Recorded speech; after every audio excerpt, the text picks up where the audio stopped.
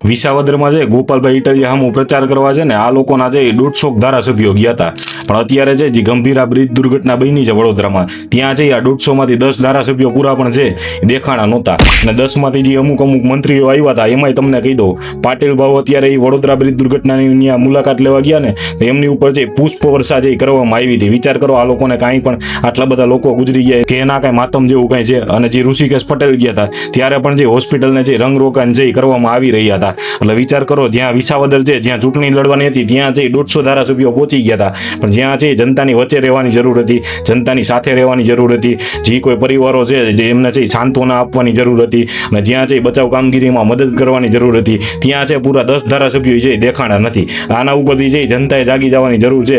હવે છે આખા ગુજરાતે છે વિસાવદરવાળી કરવાનો છે એ સમય આવી ગયો છે. જો વિસાવદરની જનતા આ બધું કરી શકતી હોય, મોરબીની જનતા કરી શકતી હોય તો આખા ગુજરાતની જનતા કરી શકે છે. બસ તમારે કરવાનું ખાલી કાંઈ નથી, બહાર નીકળીને ખાલી છે તમારા નેતાઓને એટલું કહેવાનું છે તમે કામ કરો છો કે પછી અમે છે વિસાવદરવાળી કરી નાખી, આટલું કહેશો ને એટલે ઉભા ઉભ છે કામ થશે. તરતો તરત જે રેતી કપચી બધું આવી જશે. નકર એમ કે ટેન્ડર બહાર પડે છે ને ઓલું છે આમ છે તેમ છે, 17 આવી છે, પણ એકવાર કહેશો કે વિસાવદરવાળી કરી કે કામ કરવું છે એટલે તમામ ધારાસભ્યો 160 છે ને ઓલા બધાય કામ કરતા થઈ જશે. એટલે જનતા પાસે છે એક હથિયાર આવી ગયું છે. જનતાને ખાલી એટલું જ કહેવું હતું કે આ હથિયારનો છે પૂરો ઉપયોગ કરજો, નકર બાકી આવું જ થશે. જ્યાં ચૂંટણી આવી છે ત્યાં એ લોકો છે 150 ધારાસભ્ય નવરા હોય છે પ્રચાર કરવા માટે એક જણા વિરુદ્ધ, અને જ્યાં છે ગંભીરા બ્રિજ દુર્ઘટના થઈ ત્યાં છે પૂરા 10 ધારાસભ્યો નથી આવતા, ને એકાદ બે જે આવે છે એનું માન સન્માન એટલું બધું ઓછું હોય છે કે એના માથે જે પુષ્પ વર્ષા કરવી પડે છે અને એના માથે જે હોસ્પિટલોને રંગ રોગાન કરવા પડે છે.